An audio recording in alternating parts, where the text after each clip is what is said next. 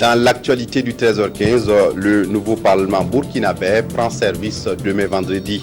Les nouveaux députés sont convoqués en session spéciale pour leur installation. Et puis, dans les camps de réfugiés en RD Congo, les viols de femmes et de jeunes filles sont en passe d'être banalisés si rien n'est fait. C'est le HCR qui attire l'attention. Mesdames, Messieurs, bonjour et ravi de vous retrouver. Cela dit donc que le président de l'Assemblée nationale, vu la Constitution, vu la résolution portant validation du mandat des députés, vu la résolution portant élection du président de l'Assemblée nationale, vu la résolution portant règlement de l'Assemblée nationale, vu la décision du Conseil constitutionnel portant proclamation des résultats définitifs des élections législatives du 2 décembre 2012, arrête article 1er. Les personnes élues à l'issue des élections législatives du 2 décembre 2012 sont convoquées en session spéciale d'installation de la 5e législature à partir du vendredi 28 décembre 2012 à l'hémicycle de l'Assemblée nationale. Article 2. Les travaux de la session parlementaire spéciale débuteront le vendredi 28 décembre 2012 à 10h. Article 3. Le présent arrêté parlementaire sera publié au journal officiel du Faso, signé Rochmark Christian Kabori. La commission technique spéciale de retrait de permis de conduire examine à Koudougou une dizaine de dossiers de conducteurs indélicats ou en conflit avec la loi. Au cours d'une audience foraine, la commission va donc examiner les constats des examinateurs et des procès-verbaux, des enquêtes de police et procéder à des retraits. Frédéric Etienne Bassenga. Première session foraine de la commission technique spéciale de retrait de permis de conduire.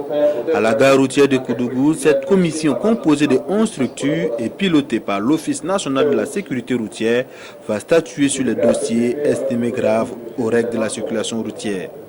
Il s'agira concrètement pour cette commission de prendre la décision de restituer ou de retirer définitivement ou temporairement le permis de conduire des conducteurs qui ont eu des accidents au regard des faits.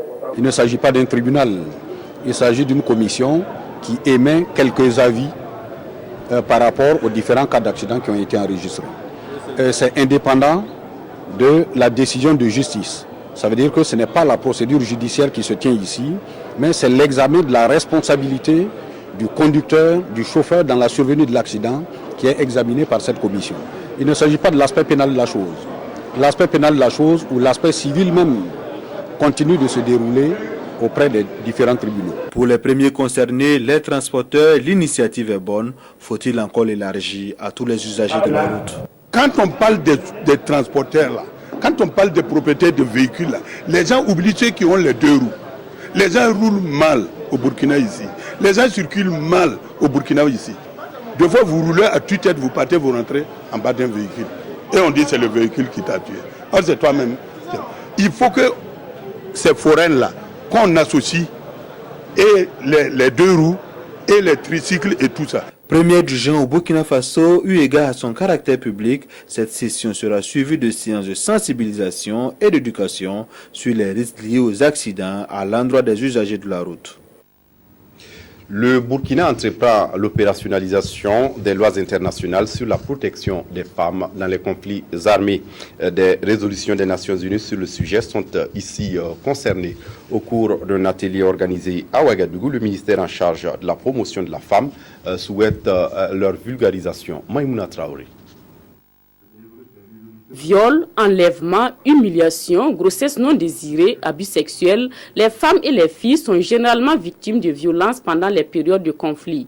C'est pour lutter contre ces violences basées sur le genre et valoriser le rôle des femmes pour le rétablissement de la paix que le Conseil de sécurité des Nations Unies a adopté les résolutions 1325 et 1820. La résolution 1325 parle essentiellement des questions de prévention, de protection des femmes en période de conflit armé, mais également de la question de la nécessité d'une implication des femmes dans les processus de paix. La résolution 1820 met l'accent sur la lutte contre l'impunité de la violence sexuelle. Le Burkina Faso, qui s'illustre dans les missions d'instauration de la paix dans les pays en guerre, élabore ce plan d'action national de mise en œuvre des résolutions 1325 et 1820 du Conseil de sécurité des Nations Unies, qui lui servira de référentiel pour une réelle promotion des femmes et des filles. Des actions de sensibilisation, il y a des actions de formation. Il faut d'abord qu'on vulgarise les résolutions pour que les gens s'en approprient. C'est principalement basé sur ça. Et il y a aussi la prise en compte des personnes qui ont déjà été victimes de violences sexuelles pour, comme je disais, les remous qui ont eu lieu dans notre pays. Les participants à cette rencontre ont pour mission essentielle d'examiner le document, de faire des recommandations en vue d'améliorer son contenu pour sa finalisation. Et avant de poursuivre ce communiqué, la Direction générale du protocole d'État a le regret de porter à la connaissance des corps constitués de l'État que la cérémonie officielle de présentation de leurs vœux du nouvel an à son Excellence, Monsieur le Président du Faso, président du Conseil des ministres, initialement prévu pour le vendredi 28 décembre 2012, est reportée à une date ultérieure signée ambassadeur Léon Youkbaré. Au ministère des Affaires étrangères et de la coopération régionale, il est question de planifier les activités de 2013. Mais avant, il faut faire le point des activités de l'année en cours. Amadou Ardo Diko. Ce deuxième CASEM est un regard critique sans complaisance du dispositif organisationnel mis en place en 2012, car il s'agit de doter ce département d'une administration plus efficace et plus efficiente. Beaucoup de choses ont été faites, comme la mise en œuvre d'une politique sectorielle qui est une sorte de GPS pour la bonne conduite de l'action diplomatique et du renforcement du leadership du Burkina. Des ambassades ont été ouvertes à Ankara et à Kuwait City. Et sur le plan social, de nombreux agents redéployés dans d'autres administrations depuis 2007 ont repris service au ministère. La perspective est de faire encore mieux. Le ministère a l'ambition de mieux s'organiser pour être beaucoup plus efficace, pour pouvoir répondre aux attentes des acteurs de la diplomatie et de toute la population burkinabé. Ça, c'est l'objectif principal. Comment est-ce que le ministère va mieux s'organiser pour pouvoir être plus opérationnel. Donc pour 2013, c'est sûr que nous allons prendre des engagements au niveau de notre CASEM pour faire en sorte qu'effectivement les écueils qu'on avait vu au cours de l'année 2012 ne se reproduisent pas. Ce CASEM a affiché clairement ses ambitions, leur au diagnostic et à la mise en place de programmes viables. Au département de la santé, même exercice pour les cadres du ministère. Nathalie Kaouré pour les détails. Pour ce deuxième CASEM de l'année 2012 du secteur de la santé, 3 questions essentielles seront abordées. Il s'agit du bilan de la mise en œuvre des recommandations des CASEM précédents, de l'état d'avancement de la mise en œuvre du financement basé sur les résultats et de l'étude prospective du secteur de la santé. Nous allons revoir à long et à large quels sont les problèmes que nous avons rencontrés par rapport à la mise en œuvre de certaines recommandations, quelles sont les recommandations qui ont été mises en œuvre et quel en a été l'impact sur le terrain. Et c'est seulement après que nous allons revisiter le plan d'action donc de l'année 2013 pour fixer les grands axes des actions qui vont se mener en 2013. Le plan d'action 2013 dont il est question a fait l'objet de validation en novembre dernier.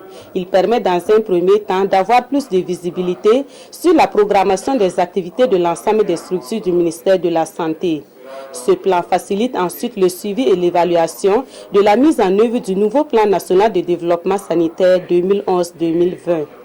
Enfin, il permet aux acteurs du système sanitaire d'apprécier l'évolution vers l'atteinte des objectifs du millénaire pour le développement liés à la santé. À l'occasion de ce CASEM, le deuxième jour des travaux sera consacré à la sensibilisation sur la lutte contre la corruption dans le secteur de la santé. Environ 188 cadres du MATDS nouvellement sortis de l'ENAM sont repartis à l'école pour recevoir quelques compléments de formation. Il s'agit pour le ministère en charge de l'administration territoriale de les aider à établir le pont entre la théorie et la pratique. Tanga Robert Kafando. Fraîchement sorti de l'école d'administration et de la magistrature et mis à la disposition du ministère de l'administration territoriale, de la décentralisation et de la sécurité, ces cadres et agents vont bientôt affronter le terrain. Mais avant, le ministère de tutelle a voulu renforcer leurs capacités avant de les déployer. C'est une pratique qu'on a depuis un certain nombre d'années. Et vous savez qu'au niveau des enseignements fournis à l'ENAM, il y a beaucoup d'aspects qui sont vraiment très, très, très intéressants. Ça tourne autour de la théorie, autour des cadres normatifs et institutionnels. Mais il est évident également que par rapport à l'évolution des besoins en formation et en connaissance, il est toujours bon qu'en contact avec les aînés qui ont une expérience de terrain et des réalités pratiques, nous reprenons ces agents et nous leur donnons un certain nombre d'éléments qui les permet de renforcer leurs capacités en tant que secrétaires généraux des collectivités territoriales ou en tant qu'agents mis à disposition pour les circonscriptions administratives que sont les gouvernorats, les provinces et les préfectures. Les 188 participants composés d'administrateurs civils, de secrétaires administratifs et d'adjoints de secrétariat vont passer de la théorie à la pratique sur des modules tels que la déontologie de la fonction publique, la gestion des finances locales, le compte-rendu, l'état civil et la rédaction des actes administratifs, et ceux du 26 au 29 décembre 2012. La Commission nationale de l'UNESCO tient à Ouagadougou sa 8e assemblée générale. Il est question d'examiner les missions de la Commission et de voir comment promouvoir davantage la paix et la tolérance au Burkina. Abdourahmane Zango. Acteurs et partenaires de l'UNESCO sont à cette cérémonie pour se pencher sur la question de la promotion de la paix et de la tolérance entre les peuples. Nous contribuons comme toute autre structure donc, à cette promotion de la paix, et conformément donc, à l'acte constitutif de l'UNESCO qui est de promouvoir la paix dans le monde. Et étant la Commission nationale pour l'UNESCO étant une structure sur le plan constitutionnel, membre de la grande famille de l'UNESCO, donc doit jouer sa partition aussi dans le cadre de cette promotion. Cette rencontre de 48 heures fait également office de la 8e Assemblée générale de la Commission nationale pour l'UNESCO. Et de fortes recommandations sont attendues pour tendre davantage vers l'idéal de l'UNESCO, qui est la promotion de la paix entre les nations par le biais de l'éducation, la culture, la communication et les sciences. Vous vous rappelez, un cycliste belge, Gunther Goulit, est mort par arrêt cardiaque en octobre dernier à Ouagadougou. Une rue porte désormais son nom dans la capitale burkinabé. La cérémonie du baptême est intervenue hier en présence de Daniel Kambou.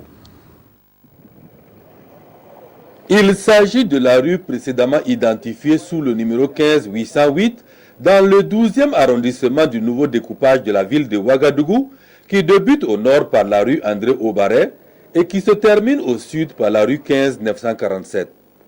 Elle portera désormais le nom rue Kouilit Gunther, ce cycliste belge ami du Burkina, décédé lors de la 26e édition du Tour international cycliste du Faso, ici même à Ouagadougou. Un geste salué à sa juste valeur par ses compatriotes et toute la classe sportive burkinabé mobilisée pour l'événement. Nous sommes très heureux et très honorés, la famille Kulitz, l'équipe belge de cyclisme et la Belgique, d'avoir notre compatriote qui est ainsi honoré.